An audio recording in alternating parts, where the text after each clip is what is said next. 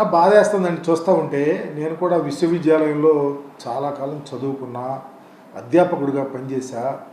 విశ్వవిద్యాలయాల్లో ఉన్నటువంటి ఆచార్యులకు సంబంధించి అసోసియేషన్లో చాలా కాలం రాష్ట్రంలో పనిచేశాను. కానీ ప్రభుత్వాలు వస్తూ ఉంటాయి, మారుతూ ఉంటాయి, ముఖ్యమంత్రులు వస్తూ ఉంటారు, మారుతూ ఉంటారు. కానీ యూనివర్సిటీ అంటే ఒక గొప్ప ఆలోచన. యూనివర్సిటీ అంటే మేధస్సును తయారు చేసే ఒక కర్మాగారం లాంటిది. దాంట్లో ఒకసారి ఒక ప్రభుత్వం వైస్ ఛాన్సలర్ని అపాయింట్ చేస్తే అతని టెన్యూర్ అయిపోయిన దాకా ఎవరు కదిలించరు. యూజీసీ నామ్స్ ప్రకారం యూనివర్సిటీస్ ఉంటాయి, అటానమీ అనేది వస్తుంది. చాలామంది వైస్ ఛాన్సలర్ మాకు చూసాం కళ్ళతో.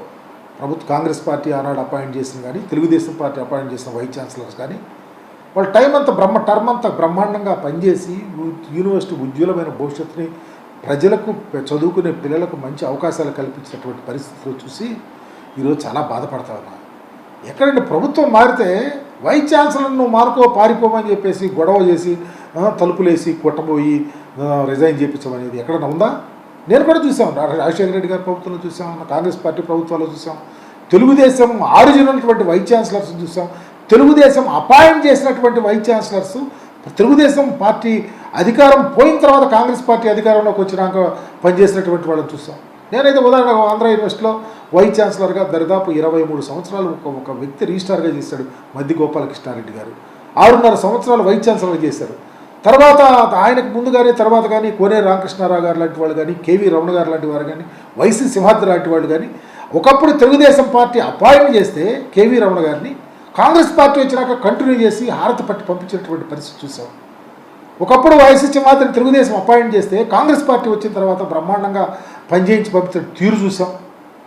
స్టేట్ కౌన్సిల్ ఆఫ్ హైయర్ ఎడ్యుకేషన్లో జయరామరెడ్డి గారు కానీ, లేకపోతే కేసీ రెడ్డి గారు లాంటి వాటి ప్రభుత్వం లాంటి పనిచేసిన వాళ్ళ పనితీరుని ప్రభుత్వాలు మారినా ఎక్కడా వాళ్ళని మార్చినటువంటి పరిస్థితి. ప్రభుత్వము ఎంత నేను ఒకటే ఆలోచిస్తూ అడుగుతూ ఉన్నా ప్రభుత్వాన్ని, అయా విద్యా వ్యవస్థను భ్రష్టు పట్టించొద్దు, పార్టీలతో మిళితం చేయొచ్చు, ఏ వైద్యాలను తప్పు చేసి ఉండొచ్చేమో, కానీ తీసే పద్ధతి, అతన్ని తొలగించే పద్ధతి ఉంది. ఒకవేళ వైస్ ఛాన్సలర్ మీద ఆరోపణలు, అభియోగాలు ఉంటే మీరు తీటాకు లేదు సుమా, భయపెడితే తీటాకు లేదు సుమా, వాళ్ళు రిజైన్ చేయటాకు లేదు సుమా.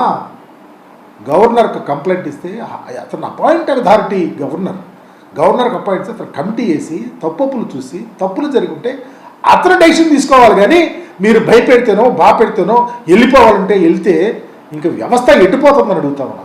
చాలా తప్పు జరుగుతూ ఉంది ఆంధ్రప్రదేశ్లో.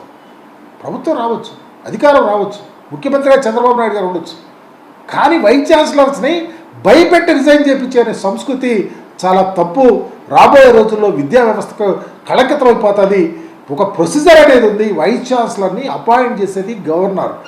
ఆయన మీద ఎలిగేషన్స్, తప్పులు ఆయన చేస్తే ఎంక్వైరీ చేసి రిపోర్ట్ని బేస్ చేసుకుని డెసిషన్ తీసుకోవాల్సిన పరిస్థితి ఉందని మినిమం ఇంకెత జ్ఞానం లేకుండా ప్రభుత్వం పనిచేస్తూ ఉందంటే వ్యవస్థను ఎటు తీసుకెళ్తుందో అర్థం కావట్లేదని బాధపడతా ఉన్నా.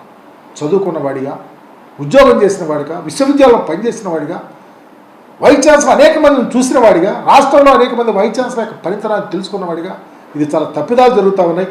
ఎక్కడైనా ఒక ప్రొసీజర్ నిజంగా వైస్ ఛాన్సలర్ తీయాలనుకోండి, తీయండి. దాన్ని ఒక పద్ధతి ఉంది. మీరు గవర్నర్ కంప్లైంట్స్ ఇచ్చి గవర్నర్ ద్వారా ఎంక్వైరీ చేయించి అప్పుడు ఆయన ద్వారా తీసుకుంటే అది పద్ధతి. కానీ తప్పుగా భయపెట్టి అధికారం ఉందని దాంతో భయపెట్టి చేయటువంటి చాలా తప్పిదం, చాలా తప్పు చేస్తూ ఉన్నారు. సరిదిద్దుకోవాలని కోరుతాం. Please subscribe dot news.